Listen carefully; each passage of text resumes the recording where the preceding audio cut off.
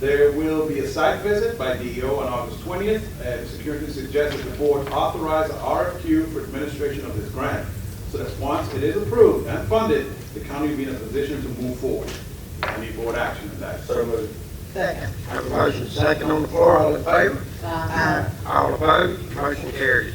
You already dealt with DP. Next item, the board, before the board that the county received a letter from the governor's office of policy and budget requesting that we identify and document the positive return the state would receive for the $250,000 they provided for the new IFAS facility. I asked Mr. Lofstrand of the IFAS office to respond. He did, and both letters are on your iPad. It's an odd letter, but hey. Next item, inform the board that the Office of the Federal Highway Administration sent an email apologizing for the delay in responding to the letter we sent on June 23rd, 2015, requesting that they evaluate US 98 between East Point and Carroll for the base and sub-service failure. FHA stated that their office has recently been in a transition period, but they've contacted Florida Department of Transportation District 3 office about the board's concern, and FHA should be getting back to us soon. An apology. That's not agreeing. Final item, at the July 23rd budget workshop, the board discussed purchase of a second ALS ambulance that is in addition to the one that will be purchased with the grant. The board could not take any action at the workshop, but wanted to discuss this matter further today. Board discussion. Before you guys start, I will say that Mr. Mike Cooper moved his report from today to the next meeting because that's when we meet with the hospital board. So I'm not sure if you want to move this discussion also, but you did ask me to put it on my report on that day. Yeah, So it's up to this board. Did he give you any information? Not on the ambulance, no. No. He basically said that he's asking for it, it's the board's decision how it's paid for. He has no influence over that. I thought we asked for some information about it, didn't we? To give us all the information about it, to where we can make a decision. Only because he said he was talking about taking some of the stuff out of one ambulance and put it in You're right. a new one. And Okay, then I'll double check, make sure it's on his report at the next meeting, August 18th, and you guys can discuss Will it. he be in the regular meeting? Yes, At the next? regular meeting, and then in the afternoon at the let's just workshop. table this. If y'all don't mind, let's just table this until the next meeting then. Motion table. Second. Motion second on the floor, all in favor? Uh, All opposed, motion carries. And that's it for my report. I got a question. Yes, sir. Ms. Jackson, on the TDC, y'all have money there we can hit the park benches like put down to the sidewalks in East Point, a few of them, 7 or 8 of them, them little ladies are walking in the mornings. Some of them has to stop the rest just, the other day I come by, one was leaning up against the tree trying to hold on. I'm not sure which one it was, but they put some park benches where they can sit down. Well, you know, one thing, we can, look into that, but one thing we could do is we could have the inmates build some also. Okay, you know, build some good ones or. Yeah, because if you dealing with pressure treated lumber and all, and, yeah, How do you think? coat them and they'll hold up good. So Okay. that's something that we can maybe ask the inmates to do for us, and I think that's something, they work on all sides even. You get a hold of the board and see if they can build us some, probably about, I'd say probably 9 or 10 of them. I could look at, probably about 10 of them, just scatter them all the way down and just set them up where they can have somewhere to set. And see, if you're willing, we'll get the price up, bring it back for the board and make. Well, I'll call Mike Shaffer first. Yeah, get hold of Mike and I'll I'll, move forward. right, we'll have a workshop out there at the prison, they can build. I'll keep you guys informed. Okay. Okay. Can I ask you another question? Yes, ma'am. Have we heard anything from the Department of Transportation when they're gonna send the paperwork to have it signed for the payment of Osborne Road? No, but I'll double check that tomorrow. Double check it and see, because they should have already sent us a letter and an agreement. Order the ball. I just have one thing, Mr. Chairman. If you could also follow up with the state as to, we turned over to them the design work that Purple Ridge did for bathroom construction on St. George Island Fishing Pier, and that was duplicated for the east point end of the fishing pier. Those items and projects were going to be state bid and state constructed with the NERDA funds that we were notified we were going to receive. We were told that those were going to be advertised and let out to bid. And if you could please follow up on those, I would appreciate it. Jim, yes, ma'am, I know exactly what it's called. About that. Good. Thank you. Got anything for me? We good? I got one more question. Mr. Claire, when are they gonna start on the back street paving? We're working on the design to get them all finished. We're, as hard as we can, working on to get them advertised. Okay. Clear, Marvin.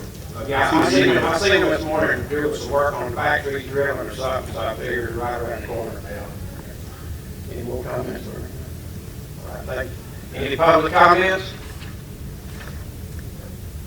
I've got a hand back there. Okay. Yeah, public hearing, that's right, okay, I got it right. We gotta have the public hearing, Mr. Shue. I got it marked, I see it last.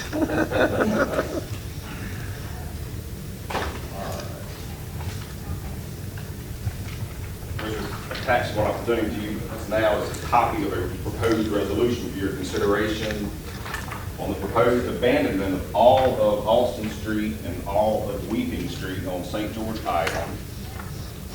This matter has been properly noticed by the board for the public hearing, and I did receive a communication from Amy at 10:34 that no one showed up, and I'd like to call for the meeting. So I think we're in a procedural position to proceed if that is the board's desire. Proceed, Mr. Chairman. Okay, fine. All right, let's see. I don't think I'll read this entire thing to you. If you would look on the back page, the very last page of the proposed resolution that I've given to you, you'll see a diagram. At the bottom of that diagram is Bayshore Drive. That is not being, no portion of Bayshore Drive is being abandoned, but to the north of that, you will see the two streets, Austin Street and Weeping Street. They are located in blocks 29, 30, and 31 of St. George Island Gulf Beaches subdivision, recorded in Plat Book 3, page 14 of the official records of Franklin County. And as you can see, it involves approximately about 30 lots that are serviced and are provided public access to those 30 lots by Austin Street, Weeping Street, and Bayshore Drive. One of the concerns when the board has in the past considered abandonment of a public street is to make certain that if the board should abandon the rights of the county and of the public to these dedicated public streets, that no one is going to be either landlocked and that they will always have access to a public street. In this case, all of those lots and the property owners in those lots, as of now, have access to the public street, which is Bayshore Drive. And if the board should elect to abandon Weeping Street and Austin Street, all of those lot owners will continue to have access to the public road on Bayshore Drive.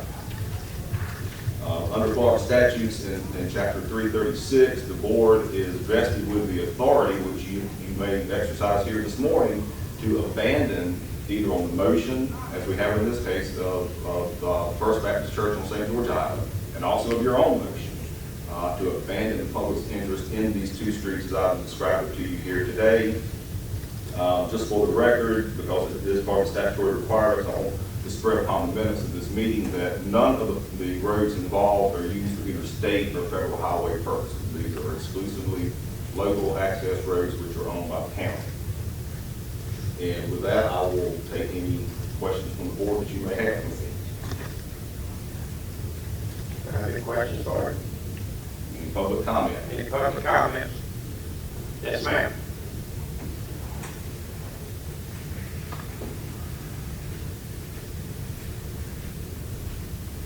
My name is Gathana Parmenas. Just to help me understand this better, if the county abandons these roads, does that cut down the number of access points that people have to the bay? That's one question. It doesn't involve that because I haven't seen a map. And the next question is, since property is so valuable on St. George Island, who is this abandoned to? And who then has the right to build or use that property?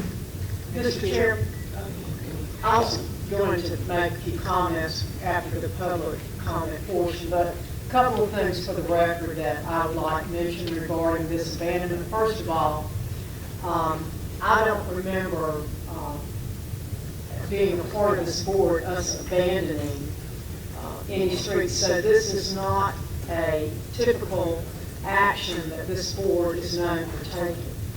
And we certainly had requests, and we've not honored those requests because we realize the value of public access and the value to the county.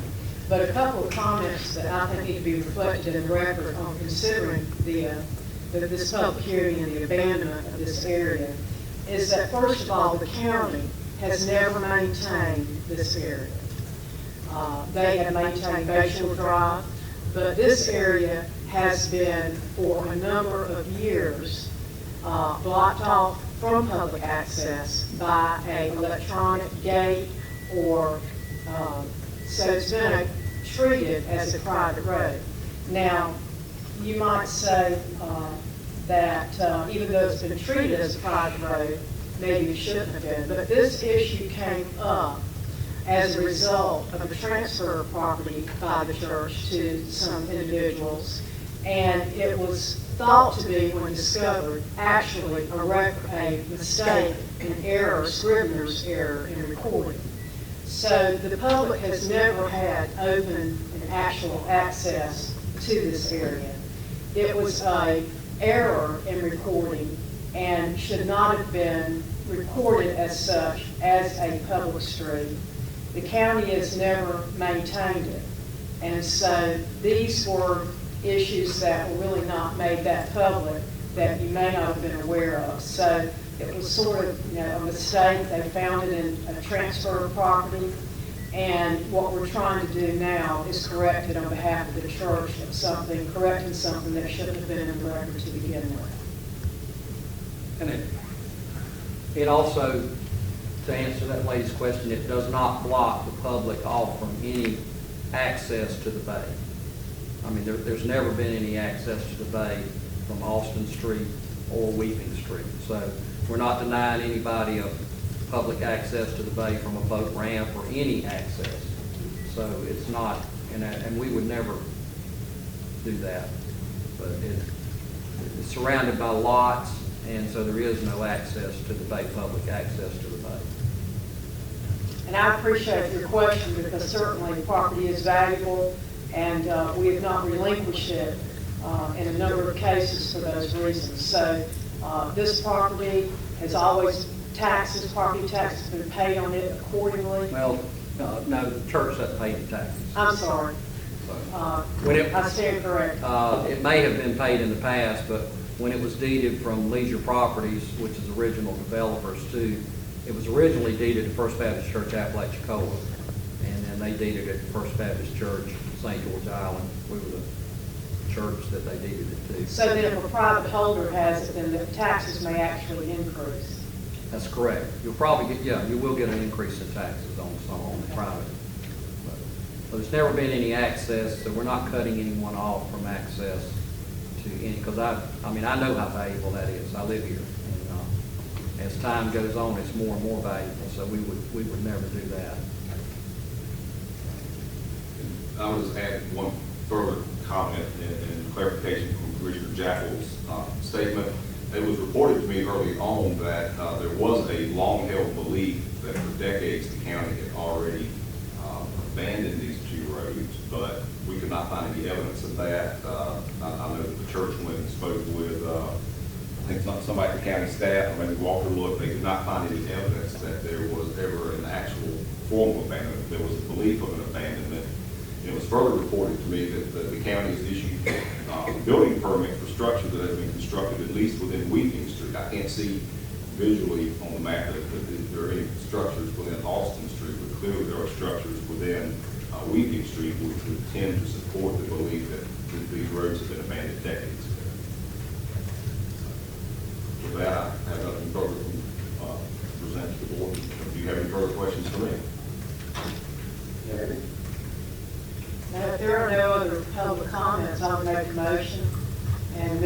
that we, on the advice of council, abandon this area on St. George Island it's known as Weeping, Austin Street and Weeping Street. Austin Street and Weeping Street. Second. I have a motion and a second on the floor. All in favor? All opposed? Motion carries.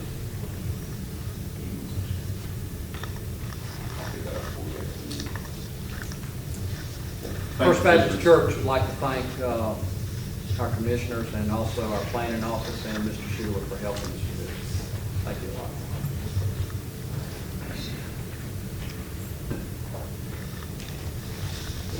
Any public comments? Yes, ma'am, come forward.